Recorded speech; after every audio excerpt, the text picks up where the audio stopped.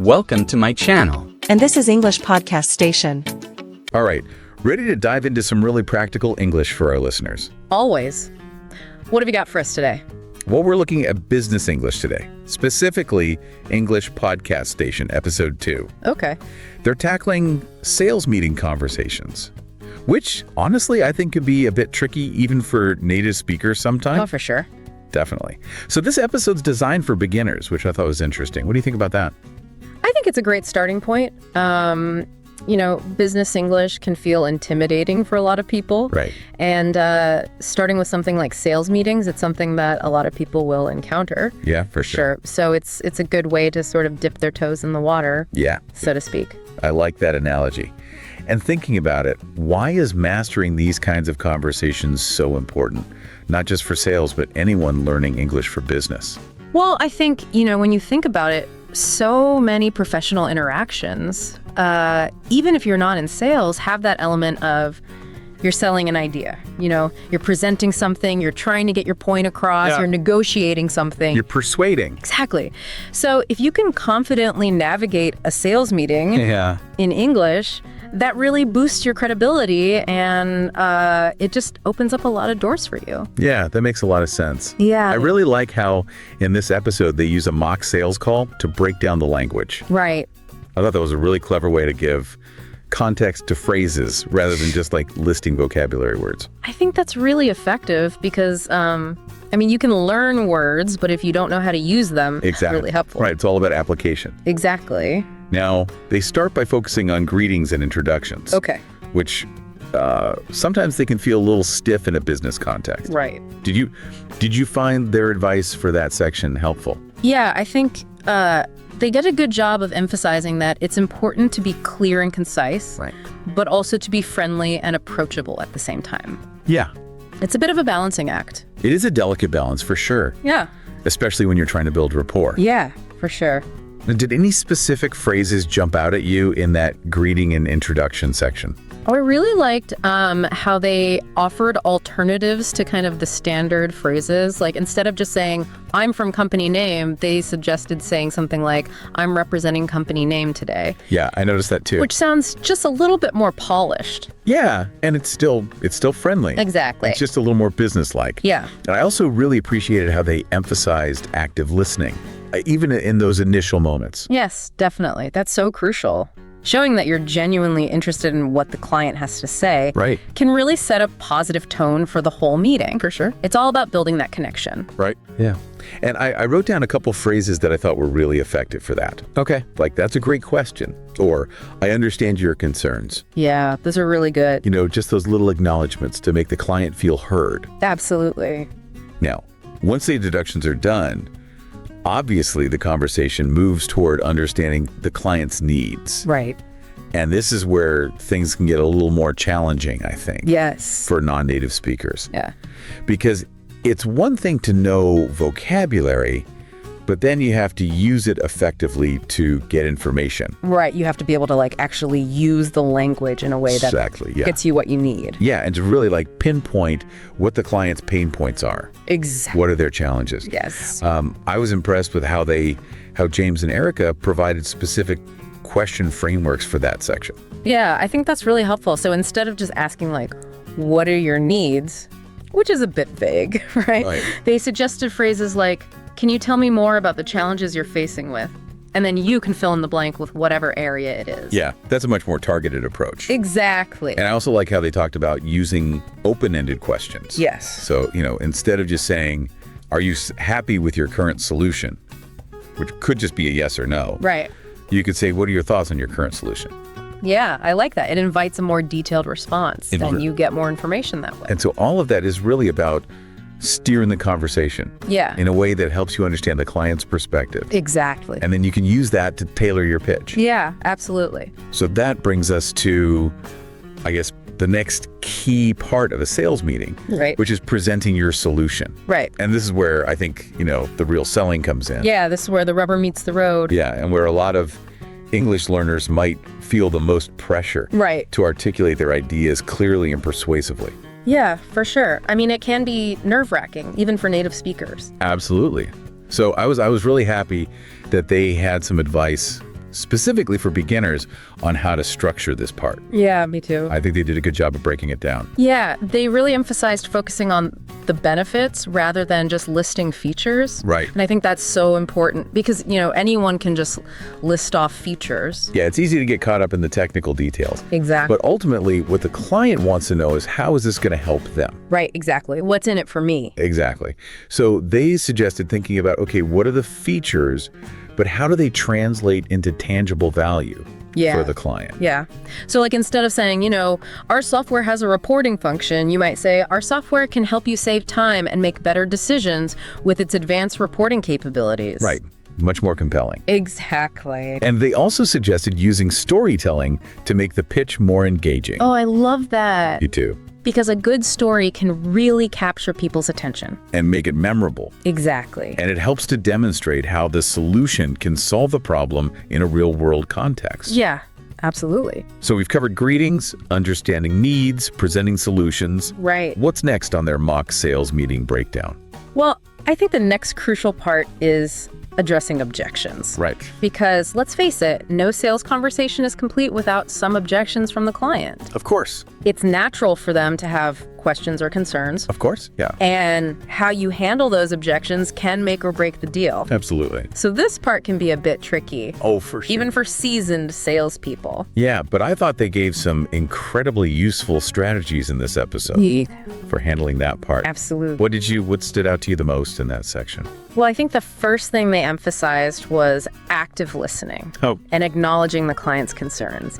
It's so important to show empathy and understanding, even if you don't agree with their viewpoint. Of course. It's about validating their feelings. Right, so phrases like, I hear what you're saying, or that's a valid concern. Exactly. And then from there, you can address the specific objection. Right, but you've already kind of made that connection. Right, you've acknowledged their feelings. Exact. And then they talked about giving clear and concise responses. Yes, and backing those responses up with evidence or example. Yeah, whenever possible. Yeah. And they even gave some really helpful phrases, I thought. Yeah, they did. For addressing common objections. Uh-huh. Like if a client says, your product is too expensive. Yeah. They suggested saying something like, I understand you're concerned about the price. However, it's important to consider the long-term value and return on investment that our product offers. Yeah, that's a great way to reframe the conversation and focus on the benefits rather than just the cost. Yeah, absolutely. And another thing I thought was really helpful was that they encouraged listeners to practice their responses. Oh, that's so important. To common objections, because it's one thing to understand the concepts, but it's another to be able to actually say them smoothly and confidently in the moment. Yeah, in the heat of the moment. Yeah. Yeah, exactly. So practice makes perfect, right? Definitely. Practice and repetition Yes, are key.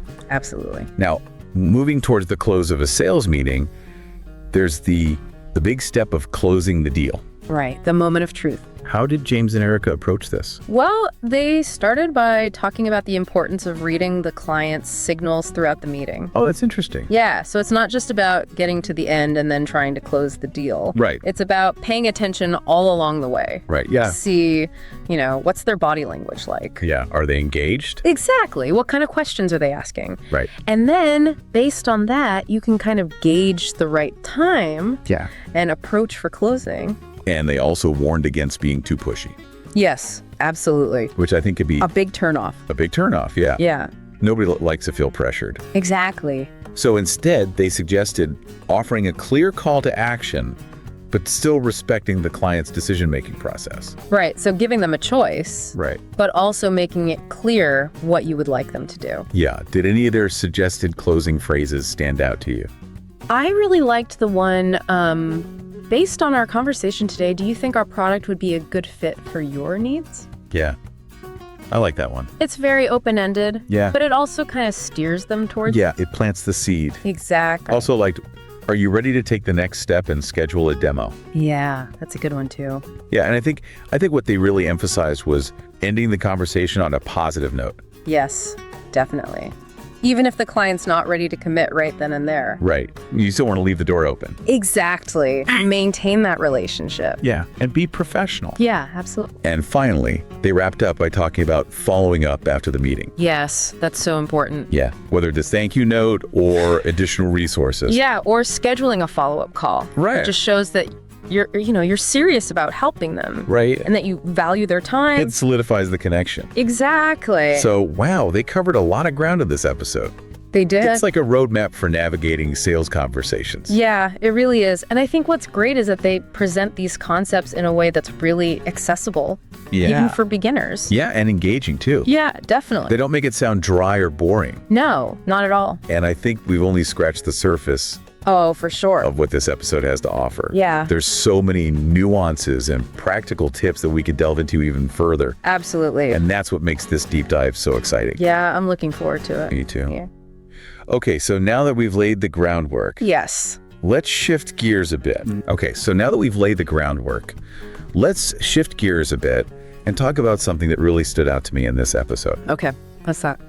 The whole idea of cultural considerations in these sales meetings. Oh, yeah, that's huge. Yeah, because what's considered polite and professional in one culture Right. might be totally different somewhere else. Exactly. And I think James and Erica touched on this a little bit They did. when they talked about directness, Right. being direct. Yeah. You know, in some cultures, it's perfectly fine to be very straightforward, Yeah. get right to the point. Mm-hmm. But in other cultures, that can come across as really harsh. Yeah, or aggressive even. Yeah, exactly. So it's a really important thing to be mindful of. Absolutely. And I appreciate that they encourage listeners to really do their research before jumping into these cross-cultural conversations. For sure, especially in a business setting. Yeah, the stakes are a little higher. Right. And I think they also mentioned humor. Like, humor can be so tricky.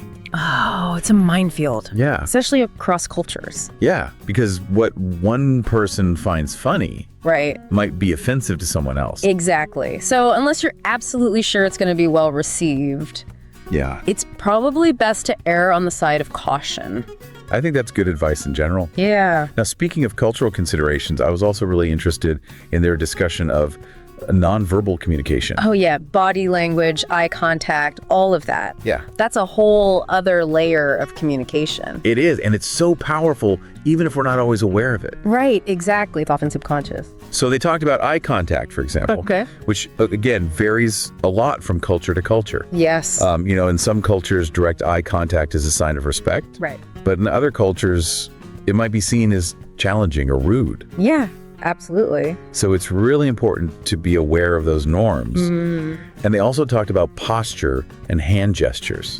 Even something as simple as crossing your arms Yeah. could be interpreted as defensive or closed off. Yeah. Or fidgeting can make you seem nervous. Right. Or like you're not paying attention. Exactly. And it's not always intentional. Right. But it's sending a message. It is. So I think for English learners, this is something to be extra mindful of. Yeah. Absolutely. It's not just about the words you're saying. Right. It's about how you're saying them and Yeah. how you're presenting yourself. Exactly. The whole package. The whole package, yeah. Yeah.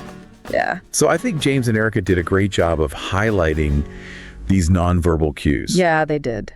as part of creating a positive and productive meeting. Yeah, and I think it's important to remember that those cues can vary so much from culture to culture. Yeah, absolutely. So it's always good to do your research. Now, shifting gears a little bit, I'm curious to explore how this episode, even though it's focused on sales, can benefit English learners who might not be in sales roles. That's a great question. Not everyone listening is going to be in sales. Right. But I think the key here is transferable skills. Okay. So while the specific language might be tailored for sales, Yep.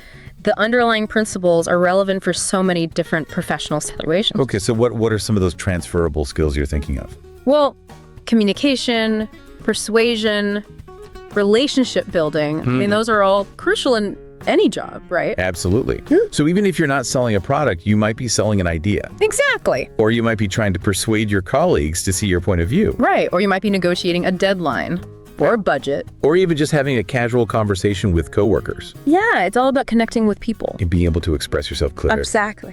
So those skills are valuable no matter what your job is. Absolutely. And I think what makes this episode so helpful is that it breaks down these complex skills Yeah. into manageable steps. Yeah, they give you concrete phrases and frameworks that you can start using right away. It's like a toolbox for communication. I love that analogy. Right. And by practicing these techniques Yeah. in the context of sales meetings, you can gain confidence Yes. and fluency that will then transfer to other areas of your professional life. Absolutely. So it's a great starting point. It is. And it brings us back to that key takeaway, the importance of practice and repetition. Absolutely. Language learning is a journey, It is. not a destination. Right. And the more you practice, Yeah.